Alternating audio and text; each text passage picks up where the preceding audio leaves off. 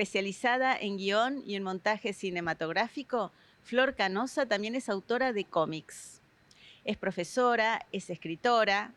En su biografía dice que sostiene una olla popular y que en sus ratos libres lee y ve compulsivamente series. Bueno, vamos a ver si es así. Hola, Flor, gracias por la Hola. entrevista. No, por favor, gracias a vos por la ¿Quedan invitación. ratos libres? Sí, increíblemente quedan ratos libres. Ya la olla popular no la sostengo desde un poquito antes de la pandemia. En realidad cuando empezó la primera etapa del aislamiento, ahí fue cuando no pudimos seguir sosteniéndola, pero fueron casi 2 años. Y quedan todavía ratos libres porque para mí ver series y leer también es trabajo. Comencemos por el principio, ¿no? ¿Qué fue primero, el cine o la literatura? Vinieron de la mano porque en mi casa familiar había muchísimos libros y eran muy cinéfilos, así que era inevitable mirar películas con la biblioteca de fondo y que todo se volviera como una especie de mezcla, de mix de ambas cosas. Pero a nivel académico vino primero el cine, porque fue cuando decidí estudiar guión primero y montaje después en la ENERC, que es la Escuela del Instituto Nacional de Cinematografía. Y ahí fue cuando decidí como que mi ámbito laboral iba a ser más relacionado con el cine y la televisión, pero la pasión por escribir estaba desde siempre. Y por enseñar, porque también sos profesora. Soy profesora en la UBA, sí. Este año cumplo 20 años como jefa de trabajos prácticos en la Universidad de Buenos Aires, en la Facultad de Sociales. Bueno, vamos a las novelas que publicaste en 2015, Lola, y a ella le siguieron Bolas y Pulpa. Y Sí. son 3 novelas que de alguna manera están relacionadas, pero si un lector quiere empezar por cualquiera de ellas, ¿puede o vos le sugerís que empiece por Lolas? No, a ver, Lolas y Bolas sobre todo son dos novelas que están relacionadas. Pulpa no, Pulpa ya empieza como otra parte de mi literatura, pero no están relacionadas entre sí. Tienen en común el cuerpo, una obsesión por el cuerpo, por determinadas partes genitales también del cuerpo, relacionadas con la sexualidad, pero son independientes, así que se pueden leer por separado. Y ya son como, sobre todo Lolas y Bolas, de una parte de la literatura que ya no recorro. Estoy como, luego me volqué para otros géneros. Vamos a ir ahí, pero comencemos entonces por esta novela Lolas, que recibiste un premio importante. Sí. Y ahí vos quisiste ver lo femenino desde un lugar novedoso, ¿no? A través de los implantes mamarios, ver qué sucede con esta protagonista, pero también con el mundo de muchas mujeres que están relacionadas con la temática, ¿no? Que no son todas, pero es un universo. Sí, más que nada, bueno, lo de los implantes mamarios es un poco la anécdota que lanza esta especie de como road trip de la protagonista para empezar a recorrer sus relaciones pasadas, porque a través de la amenaza de la pérdida de sus implantes, que su ex marido se los pide de vuelta, una vez ya divorciada, ella empieza a hacer como una especie de financiamiento colectivo pidiéndole a todos sus ex amantes que aporten por el uso que tuvieron en algún momento de sus implantes mamarios. Y en realidad es una excusa para empezar a hacer este revisionismo histórico de las relaciones y poner en crisis también la relación de las mujeres con el cuerpo, con la estética, con el afuera. Esa era la intención. Sí, y con los otros y con su identidad. Exactamente. Decías esto de que cuando se divorcian el marido dice, bueno, él pagó los implantes, los quiere de vuelta.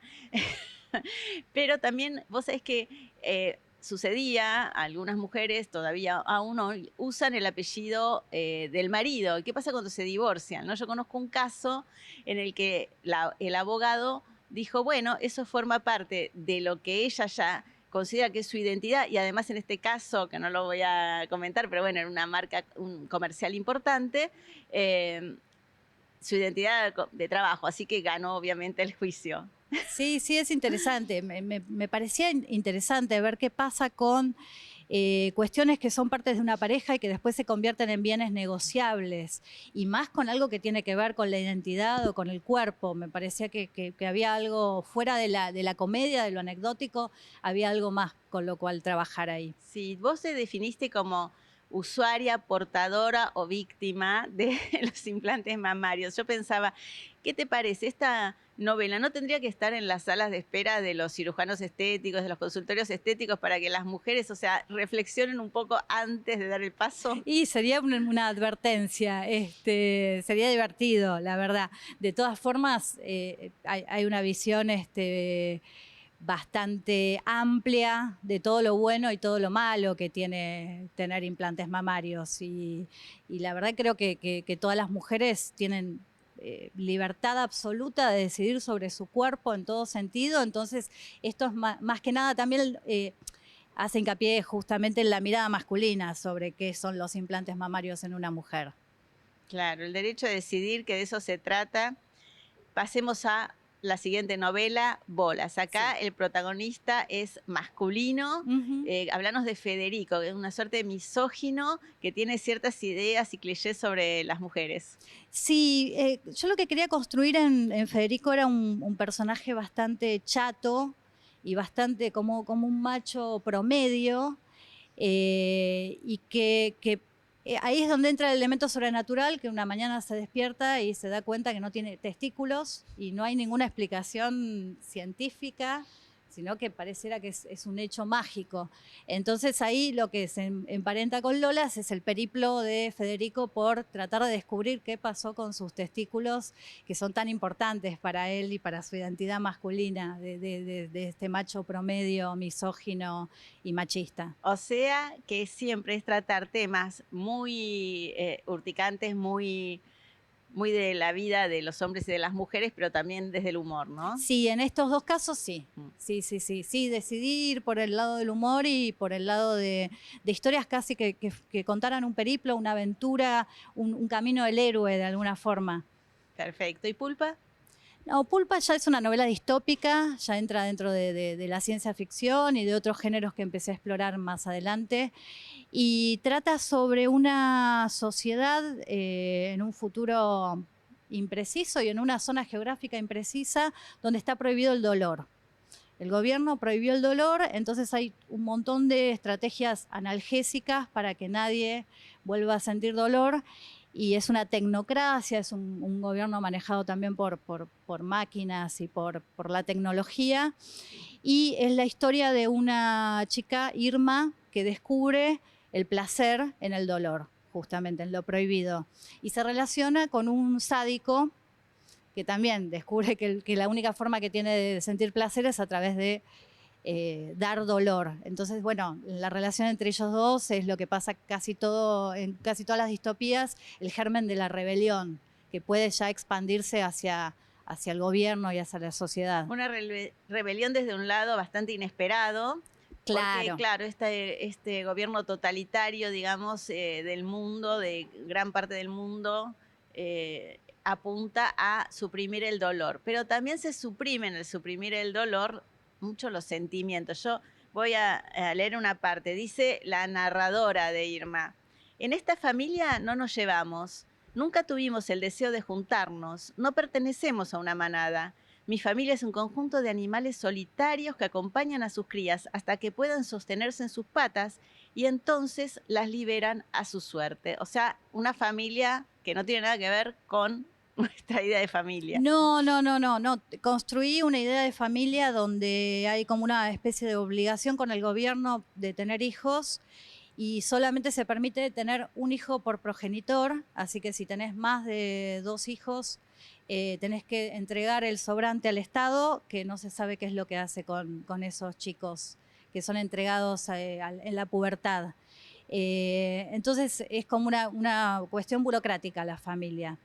Por eso arranca la novela con Irma visitando a su abuela que acaba de morir y que tienen que desmantelar la casa y pulverizar el cuerpo de la abuela que está en la casa.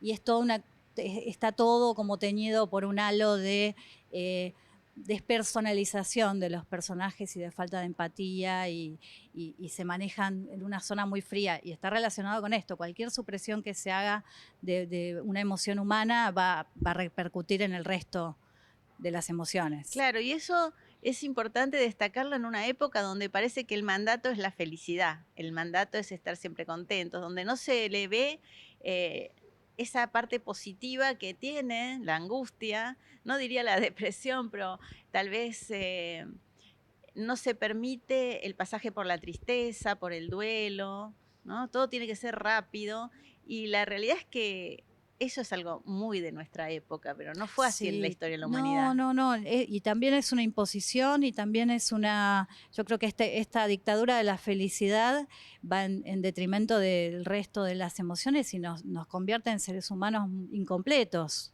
No, no podemos vivir, no existe un estado de felicidad, estamos fingiendo. Eso, y bastante mentirosos entonces, porque hay que Sí. estar todo el tiempo mostrándose felices, ¿no?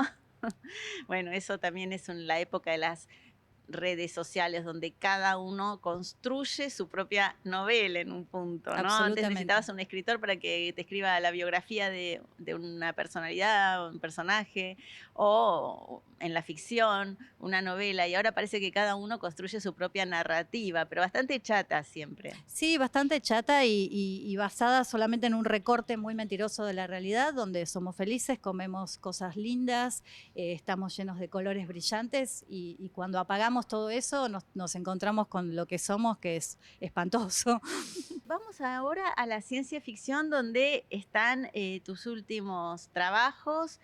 Eh, Hay un libro, Los accidentes geográficos. Ahí los protagonistas son un matrimonio nórdico. Sí, los accidentes geográficos no sé si pueden inscribirse puramente en la ciencia ficción, sí tiene un elemento fantástico porque la historia está contada desde Greta y Henrik, que es un matrimonio noruego, pero a la vez vamos descubriendo otras Gretas y otros Henriks en otras geografías. Están en Buenos Aires, están en Roma, están en Ecuador Ellos y sueñan son que son felices en un clima tropical. de alguna manera sí, esa era como el punto de partida, pero después se convirtió en la misma pareja contada desde diferentes geografías y cómo las geografías puede afectar a su relación. Hasta que más hacia el final empiezan a encontrarse con sí mismos y se descubren como dobles. Entonces ahí es donde está el elemento sobrenatural. Y tiene una estructura que puede leerse de la forma en que está escrito, que es con capítulos intercalados, o podría leerse por geografía. Todo lo que pasa en Oslo, todo lo que pasa en Ecuador, todo lo que pasa en Roma. La ciencia ficción es un género que está muy en boga desde hace mucho tiempo, pero particularmente eclosiona en este. ¿Y vos cómo definirías la ciencia ficción? La ciencia ficción es un género narrativo que trata sobre la especulación, utilizando la ciencia como excusa muchas veces o como base, especula sobre futuros posibles. Y por lo general esto está ambientada en un futuro más o menos cercano. Hay ciencia ficción de futuro cercano y hay ciencia ficción de futuros remotos. Pero sobre todo es eso, no mimético y especulativo.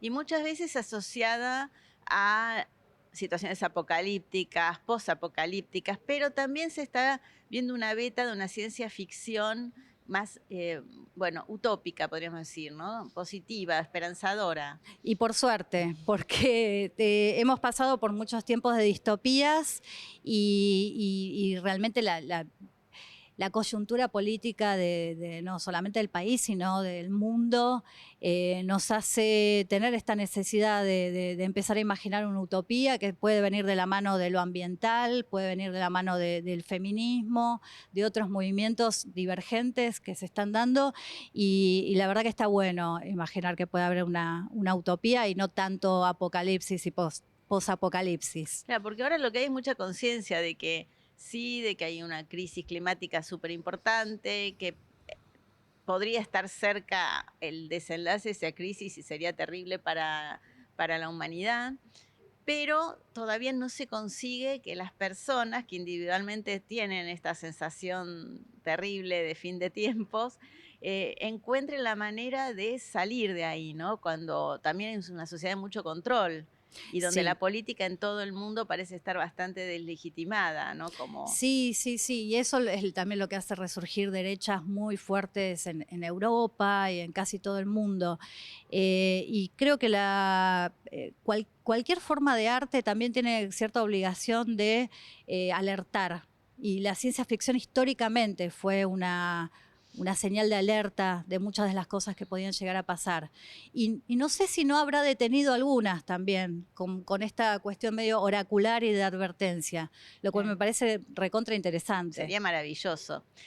De ahí que se entienda entonces las ediciones Arqueologías del Futuro que dirigís con Juan Mateo, ¿no? Juan Mateo y Marcelo Acevedo, sí. Una colección de ciencia ficción donde ahora entran otros términos, weird y cyberpunk.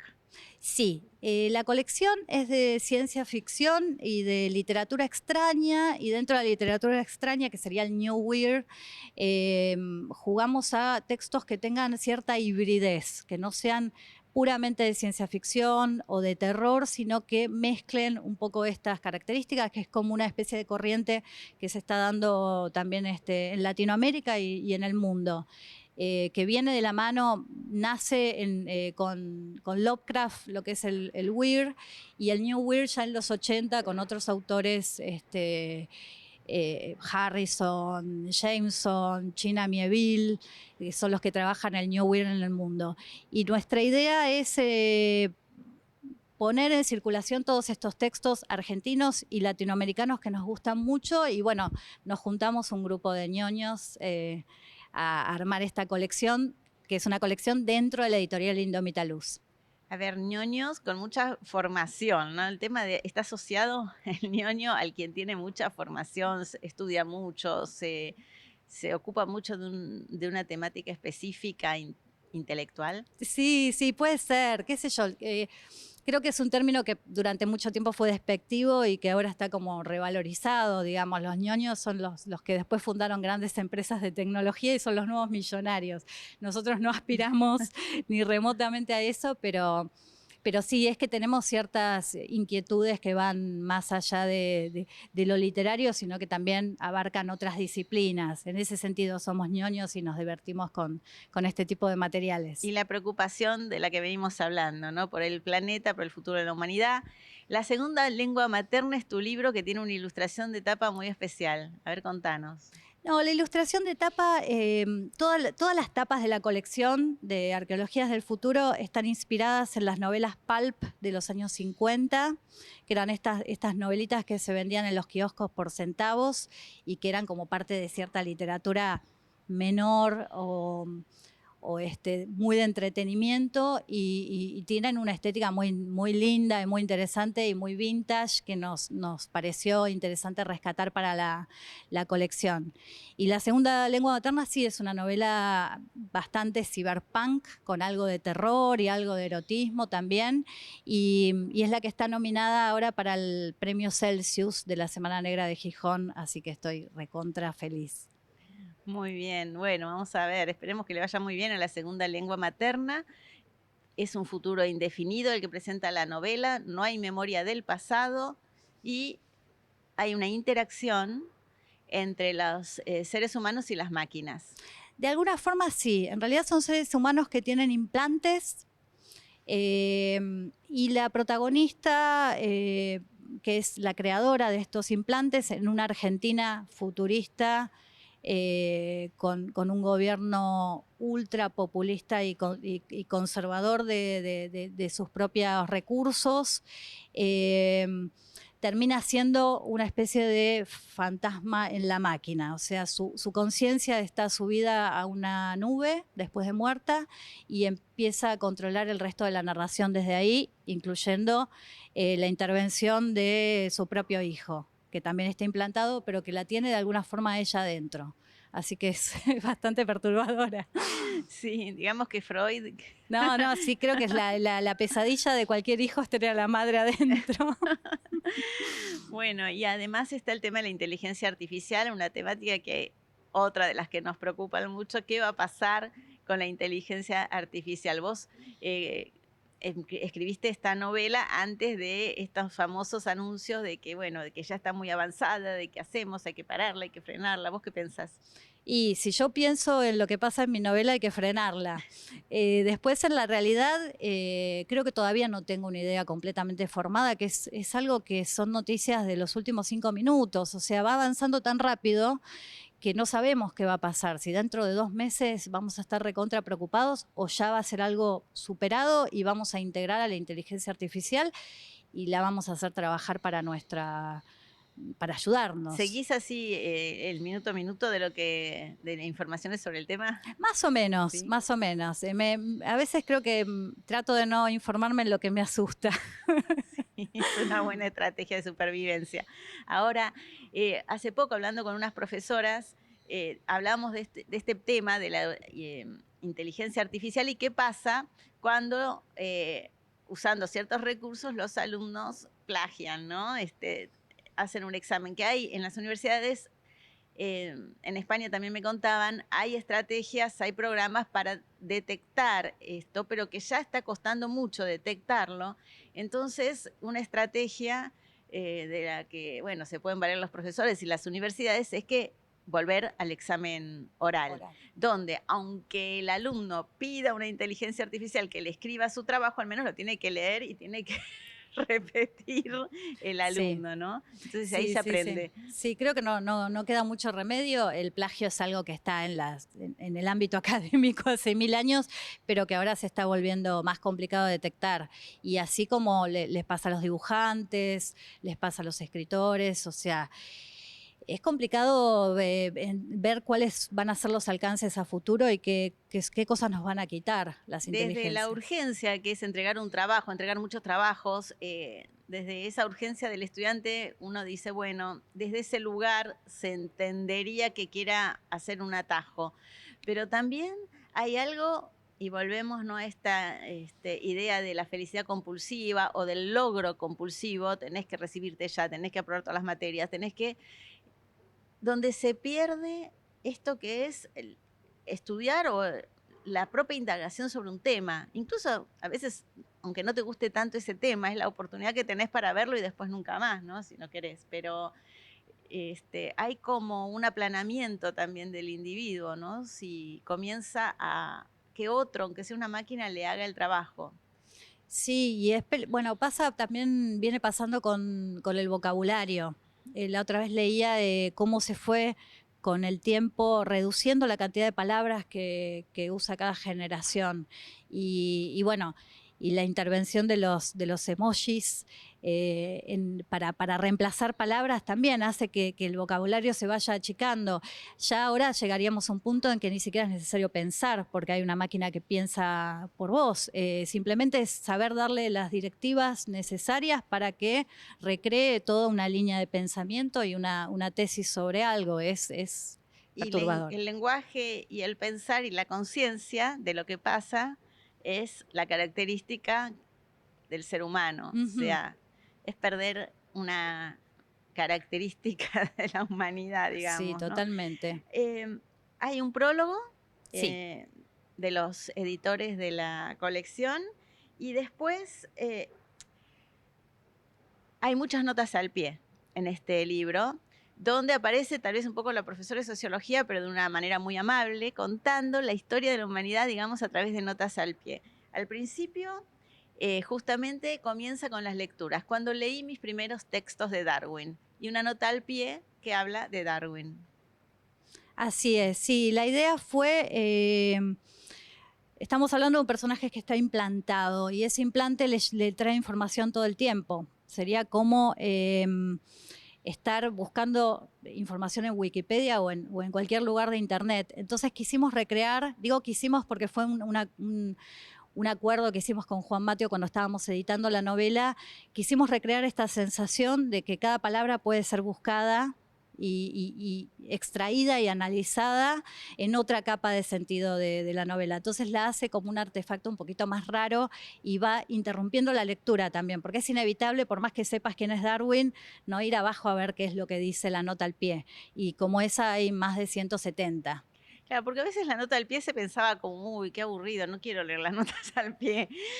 A muchos nos ha pasado Sí, por que supuesto. cuando vas a publicar un libro te digan, reducí un poco las notas al pie, pero acá forman parte de la estrategia, ¿no? Sí, acá de hecho hay notas al pie palabras, ahora no me acuerdo ninguna, pero de palabras que todos conocemos, pero la idea era eso, era seguir interrumpiendo y seguir haciendo esta cosa como de hipervínculo que uniera la mente de la narradora con la información más dura.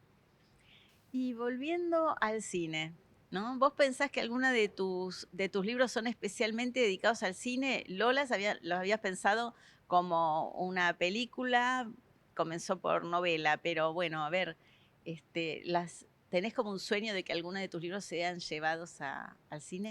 Bueno, Lola está siendo llevado al cine, está en preproducción actualmente. Yo escribí el guión. Por más que durante mucho tiempo había pensado que no iba a poder escribir yo el guión porque me faltaba como la distancia objetiva para hacerlo, después de 10 años de haberlo escrito, dije, bueno, ya tomé distancia suficiente, así que está ya dentro del Inca para un subsidio y en coproducción con México, así que creemos que el año que viene quizás ya tengamos película. Y no sé, creo que Los accidentes geográficos sería una miniserie o una película interesante, un poquito cara quizás porque tiene muchas locaciones internacionales, pero creo que mi formación cinematográfica siempre hace que todo lo que escribo tenga como cierta impronta visual que podría ser fácilmente adaptable. Y que cada lector se haga su propia película. Siempre. Muchas gracias, Flor, por este No, encuentro. muchas gracias a vos, Irene.